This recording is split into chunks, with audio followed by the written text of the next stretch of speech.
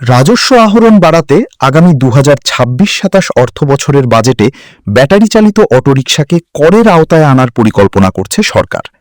এলাকা ভেদে ব্যাটারি চালিত রিকশায় 1000 থেকে 5000 টাকা অগ্রিম আয়কর আরোপের প্রস্তাব থাকছে এবারের বাজেটে। এই যান নিবন্ধনের আওতায় আনতে সরকার গত বছর বৈদ্যুতিক 3 হুইলার ব্যবস্থাপনা নীতিমালা 2025-এর খসড়া তৈরি করে। সেখানে নিবন্ধন সনদ, ফিটনেস সনদ ও ট্যাক্স টোকেন বাধ্যতামূলক করার প্রস্তাব রয়েছে।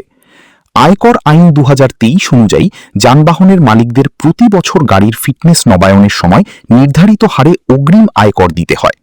বর্তমান প্রস্তাব অনুযায়ী সিটি কর্পোরেশন এলাকায় চলাচলকারী অটোরিকশার জন্য বছরে 5000 টাকা, পৌরসভা এলাকায় 2000 টাকা এবং ইউনিয়ন পর্যায়ে 1000 টাকা কর নির্ধারণ করা হতে পারে। তবে নতুন এই কর আরোপের সিদ্ধান্ত চূড়ান্ত বাজেটে এ করের হার কমতে পারে। অর্থ মন্ত্রণালয় ও জাতীয় রাজস্ব বোর্ড সূত্রে এসব তথ্য জানা গেছে। সরকারি কর্মকর্তারা বলছেন, রাস্তায় শৃঙ্খলা আনয়ন এবং রাজস্ব আয়ের পরিধি বাড়ানোর জন্য এমন উদ্যোগ নেওয়া হচ্ছে। নিবন্ধনের বাধ্যবাধকতা না থাকায় রাজধানীসহ সারা দেশে ব্যাটারি চালিত অটোরিকশার সঠিক কোনো পরিসংখ্যান নেই সরকারি কোনো দপ্তরে। বেসরকারি গবেষণা প্রতিষ্ঠান সেন্টার ফর পলিসি ডায়ালগের সিপিডির এক সমীক্ষায় এই সংখ্যা প্রায় 60 লাখ হতে পারে বলে ধারণা দেওয়া হয়েছে। সংস্থাটি বলেছে, এসব অটোরিকশার 90%ই এখন দেশে তৈরি হচ্ছে। দৈনিক প্রায় 11 কোটি 20 লাখ মানুষ অটোরিকশা ব্যবহার করেন। তবে উদ্বেগের বিষয়, এসব অটোরিকশার মধ্যে মাত্র 5% নিবন্ধিত, বাকি 95%-এর কোনো অনুমোদন নেই। অন্যদিকে অর্থ মন্ত্রণালয়ের কর্মকর্তারা ধারণা করছেন, সারা দেশে অটোরিকশার সংখ্যা 1 কোটির কম হবে না। সে হিসাবে গড়ে যদি 1000 টাকা করেও কর আদায় করা যায়, তাহলে 1000 কোটি টাকার রাজস্ব আদায় করা সম্ভব হবে।